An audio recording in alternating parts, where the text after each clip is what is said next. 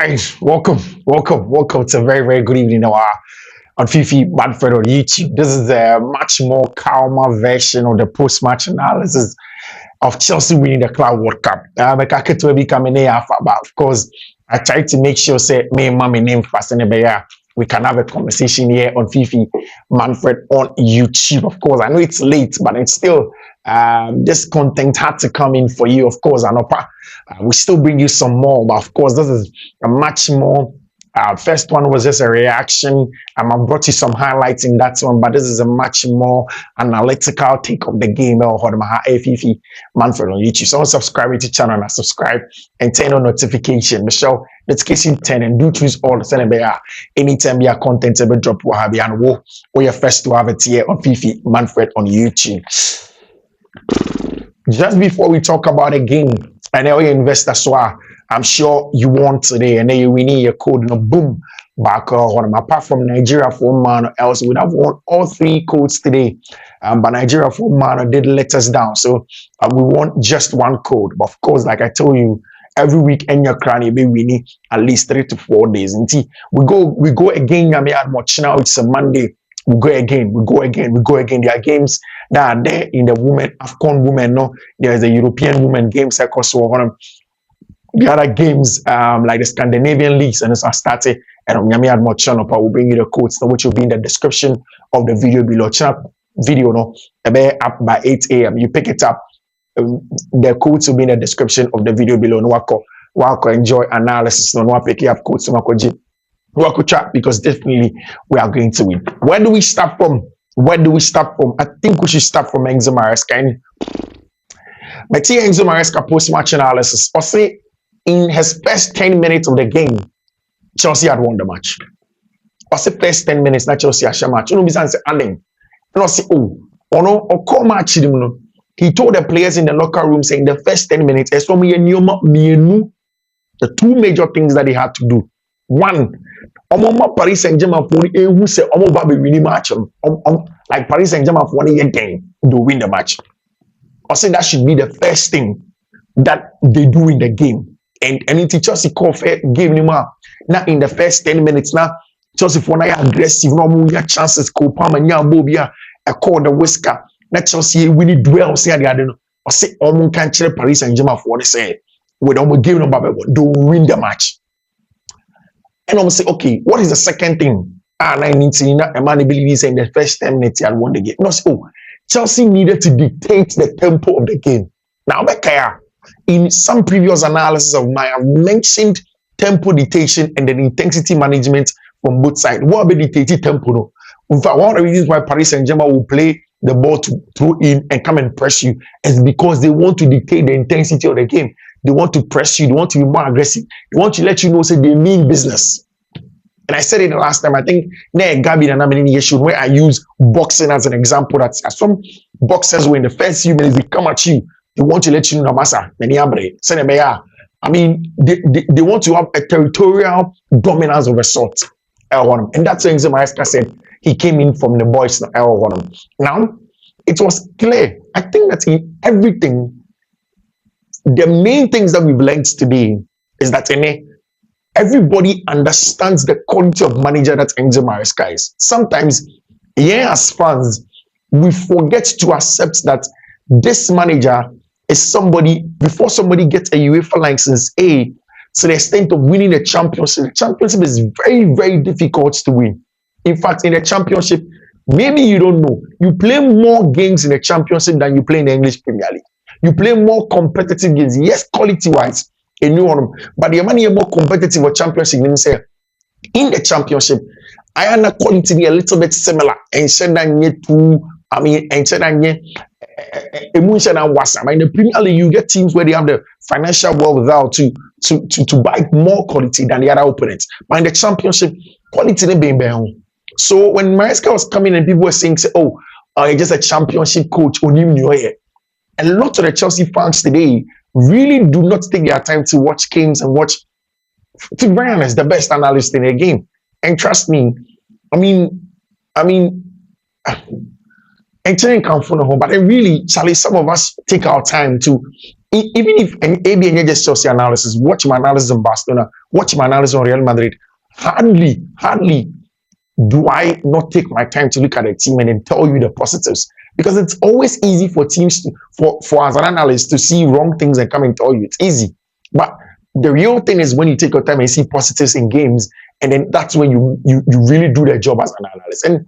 And truly, for me, and I've had a lot of people, and many Richard here watch party, Dr. Kofi Fee. Thanks to Dr. Kofi for hosting us. And to be very honest, with Dr. Kofi, you asked me, say, about the saying that you were so confident about Maresca and what he could do at Chelsea. I said, Doc, any coach who is clear his thoughts, clear, not the ideas, the principles, everything, he's clear his thoughts, that coach knows exactly what he's doing.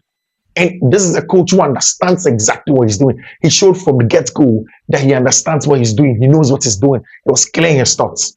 And I was always going to be on board. Again, I brought Chelsea owners starting the building of what they call the Chelsea project. People didn't understand. People call it names. In fact, I heard a lot of people say, there is no way Chelsea will get back to maybe Omedro. Then Chelsea me, na Chelsea culture. And I kept on saying that, yes, that culture is granted, but Chelsea are going on a different tangent. You don't always have to do it one way to win. You can do it a different way to win. And even in that way, the downside of that was that the winning were not sustainable. And in this way, the Chelsea owners said that they needed a new way which is going to be sustainable. And where Chelsea here, this is not the end of it. This is actually the beginning of where Chelsea wants to go. This is actually the beginning of where Chelsea wants to really dominate the world. They have to go after the Premier League. They have to go after the Champions League. And they have to be consistent with it. They have to make sure in the next 4 or 5 years they will win. Keep this pack together. Refresh the team every other year and more. And then bring in quality that can really compete and get to the top. And just imagine how Todd Bowley, Baghdad Egbali, Jose Feliciano are feeling. I mean, this is a group of people on my club in a very, very dire time. And on my club, because you're clueless, and I kept on saying, I've sat in this same seat, this same place, this same room, not the same time, but I've said the same thing about the Chelsea ownership that, see, you just can't wake up and tell me that Chelsea putting me honestly and I need to know because you're clueless. Somebody that's their day job is to turn alien businesses into top businesses. I mean, that is pure quality team, a team that really have done super in terms of their growth, a team that have done enormous in terms of their growth, a team that knows exactly what they want in there, and the owners are. And then in America, team Momokoto England are champions on the world, and they were crowned champions in New York City by an American president. What marketing franchise won't love this story? This is a story where Todd Bowley, Baghdad Egbali will sell to any marketing franchise and gets proper money from. And this is business. This is the business side of the game. But in all of that, they knew that for them to get to the top, they had to win. But what was the plan? The plan was to go to youthful exuberance, give them time, find quality coach that can get them to the top. I mean, having their player Cole Palmer, who is the face of the club, become the best player of Club World Cup in America. That is, I mean, the best form of marketing that Chelsea can get. But see, let's talk about the game in itself. What did Enzo Maresca do? See, Maresca is a brilliant man, super brilliant man. And I say this without mixing words, because when you watch Maresca, you understand what we are doing as a football team. Now, everybody who watched Paris Saint-Germain argued that, I'm a better goalkeeper than Chelsea.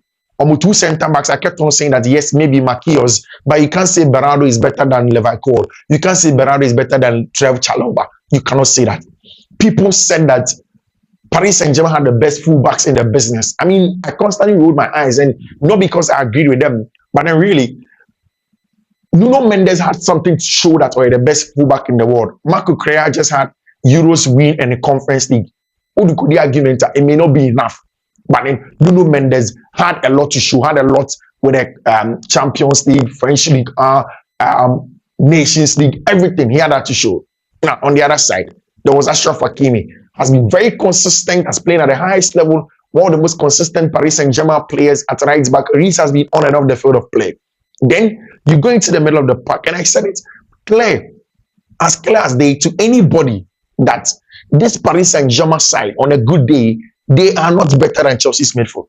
Technicality, Chelsea have it like they have it. But one thing that Chelsea has more than them is the physicality, combativeness, and intensity at Paris Saint-Germain for the main Chelsea. Fabian Ruiz will not win duels as much as Moise Caicedo. Vitinha will not win duels as much as Moise Caicedo. Joao Neves will come close to winning duels, but he won't win it as much as Moises Caicedo. Neither will they be close to the duel winning ability of Enzo Fernandez. So this is a midfield too that could do on, and that's excellent. Enzo Maresca knew that this is a game where he needed an extra leg in midfield, and it was either Lavia, Andre Santos, or Reece James. And yes, he had a game plan of keeping the weight on the right hand side and then forcing Cole Palmer to come inside. Then he wanted his captain on the foot of play. So I said, okay, fine. Let's bring in Reece James to come and play centrally and control the game in the middle of the park. Then up top, Joao Pedro could hold his own against almost anybody, any of PSG's centre backs. He could hold his own. I mean, 1v1 aggression, duel winning, ball carrying, dribbling, everything. Joao Pedro could hold his own. But that means that Chelsea will need runners, Joao Pedro Neto off the right, the left-hand side. And then, of course, having Cole Palmer in playing forward and receiving the ball forward. For me, that is what really changed the game for Chelsea. One, diagonal passing and pulling out Paris Saint-Germain's midfielders, Cole Palmer receiving the ball forward, Chelsea's base in defense in a 5-4-1 without the ball, and then a 5-3-2 mid-block in certain parts of the game, and then going into the channels there. Excellent 5 specific ways where Chelsea went into the game and really dominated play, and you will love it. So you see, Enzo Maresca called game with Robert Sanchez in pose, Joao Pedro, and then added what's his name at the back, added Levi Cole, added Trevor Chalobah, Reece James, not Reece James, Malo Gusto, and then of course had what's his name, Marco Correa at left back. Then in the middle of the park, brought in Reece James, brought in Caicedo as a double pivot, and then had Enzo Fernandez in the left half space, Cole Palmer in the left half space. So anytime Chelsea had the ball, it became a back three in ball progression, where they had Levi Cole as a CCB, Trevor Chalobah as a right centre back, then Marco Correa as the left back. Then in the middle of the park, the 3-2 phase, the base now became Reece James centrally, then Moises Caicedo next to him. Then right ahead of him, Cole Palmer, Enzo Fernandez. Now, what it meant is that now Malo Gusto could now go and keep the width and be aggressive now. What did that do for Chelsea? That helped Cole Palmer to come inside into the right half space for him to be able to roam, because now Cole Palmer had a free space. He doesn't have to hug the touchline. Enzo Maresca wants you to hug the touchline. He wants his wingers to hug the touchline. So then that will help Cole Palmer to play forward, receive the ball, going forward. He doesn't have to come and receive the ball behind the block. He has to receive the ball in front of the Paris Saint-Germain block in the half space. And that's exactly what happened. The plan for the wingers on the ball, not the nominal wingers, but the wingers on the ball, that is Malo Gusto and then Pedro Neto, was to make sure that you need to work twice as hard as when you're off the ball than when you're on the ball. So if you saw it, Cole Palmer has his highest interceptions by any game that he has played for Chelsea in this game.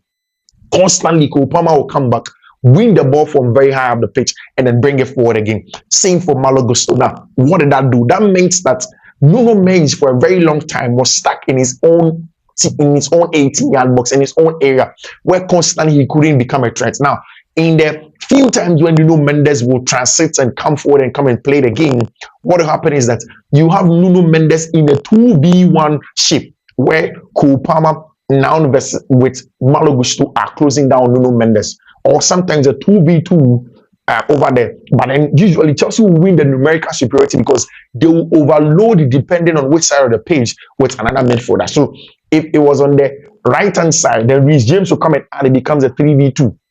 If it was on the left-hand side, Enzo Fernandez or Moise Caicedo, usually was Enzo Fernandez who will go there and make it a 3v2 with Pedro Neto and then Marco Correa. Then centrally, they gave Caicedo the license to pack through the central area of the pitch. So there are times where Ousmane Dembele wants to come and drop and come and play the ball. Caicedo is following him.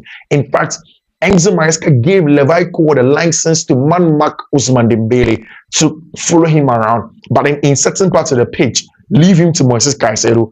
Allow Moises Caicedo to do the job from there.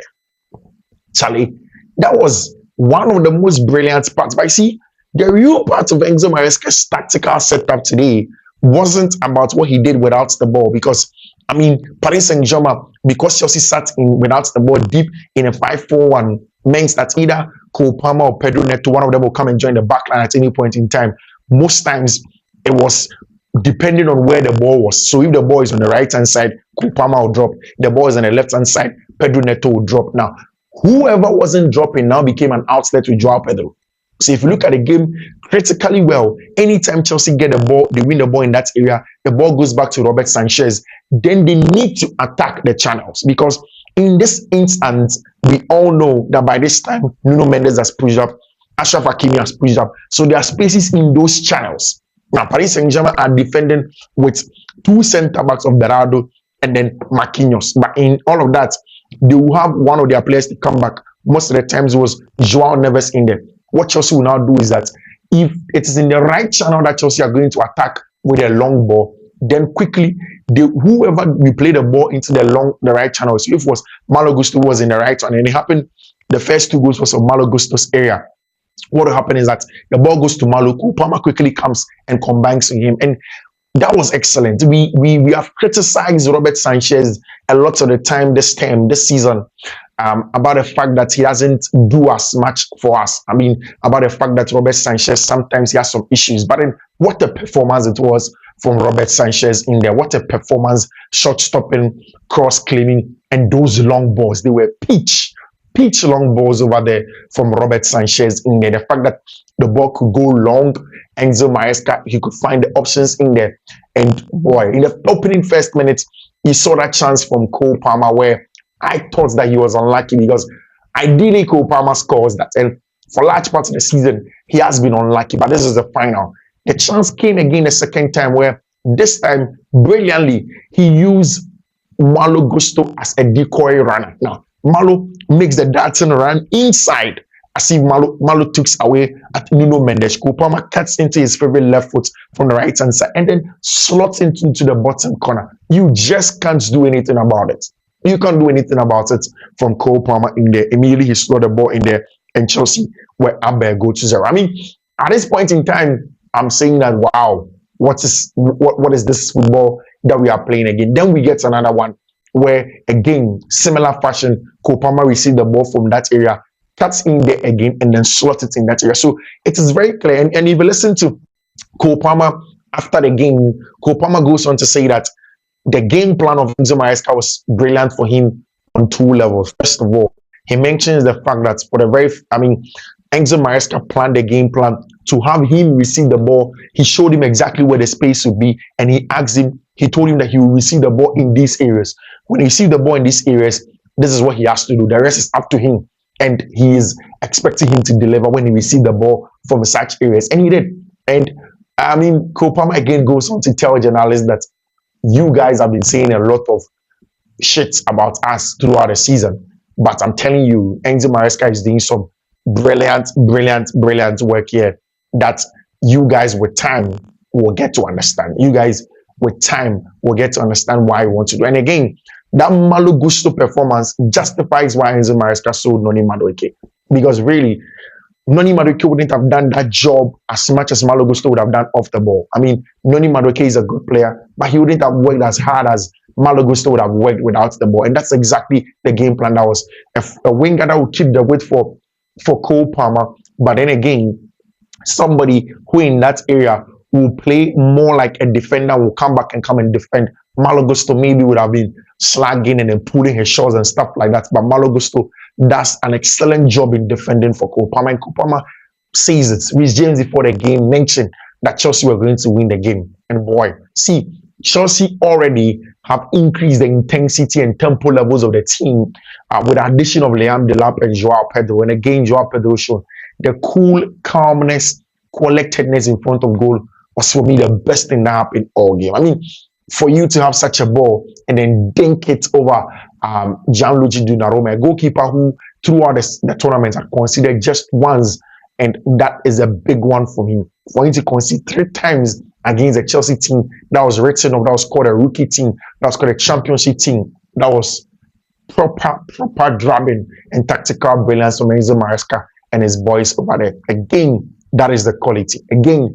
that is the manager where you understand that you give things time, give time some time, and then it goes on from there. Tactically, Enzo Maresca was spot on, but even his players were brilliant. In that pre-match press conference, Enzo Maresca has been saying that for him, the only player, the only Chelsea player he wants to talk about is Marco Correa. And that's what Enzo Maresca says that for him, it's Marco Correa that he wants to talk about because Marco Correa is the cult hero. He presses, he is the press trigger. He's the one that intensifies the press. He's the one who is the aggressor. He's the one that forces you to make mistakes. He's the one that forces you to take yellow cards. And that is Marco Correa. I mean, for a player, given what he has gone through, it's such a brilliant night. Enzo Fernandez was crying after the game. He was teary.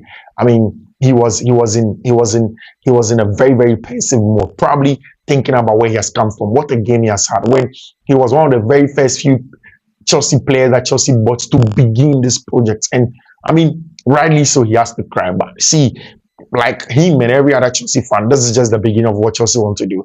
I mean, Chelsea are not ending. Chelsea really, really want to consistently dominate. They want to dominate England. They want to try and dominate Europe. It's not going to be easy. Barcelona, Madrid, all of these big boys are still there. But then really, Chelsea know that they have huge stumbling blocks. They can now go on holidays, spend some good time with their family, build on that, come back, and then go into a season where they know that they can go on and develop. And I said it several times. I said it months before that there are a lot of people who just don't watch Chelsea. A lot of people who have opinions on Chelsea, they don't watch Chelsea. There are lots of people who say they analyze Chelsea, but they don't watch Chelsea. But this is the football. This is tactical brilliance. This is the ability to understand the opponents and then hit them with the very thing that was their strength. Hit it with them.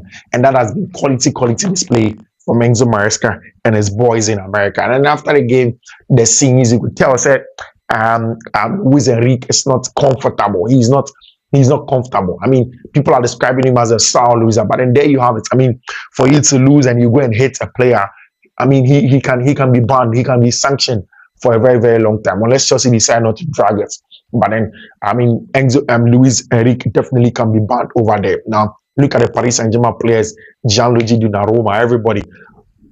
All of them definitely can be banned over there. And Chelsea have shown everybody. Robert Sanchez, another night where he has proven to everybody that, Charlie, you can bring in another goalkeeper to be the number one. But, I mean, taking him away as the number one, it's going to be difficult. You have to bring in somebody that moves mountains, somebody that moves the ceiling, that raises the ceiling very, very high. Else, you will not be able to do that. What a night it is for Cole Palmer. Truly, Chelsea's best player of the tournament.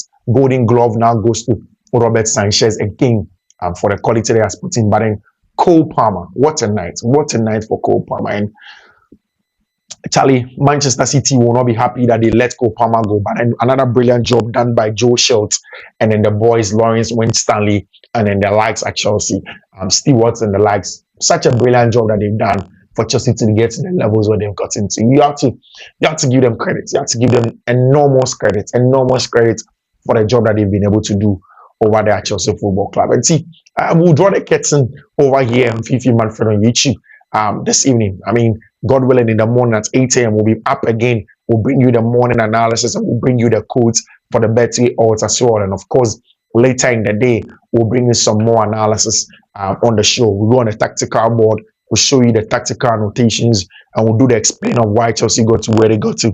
And then later in the day, we'll bring you some analysis from some colleagues as well. And of course, later in the evening, we'll bring you some more over here on Fiifi-Manfred on YouTube. Guys, thank you very much for choosing us. We'll be back with you. Do take care.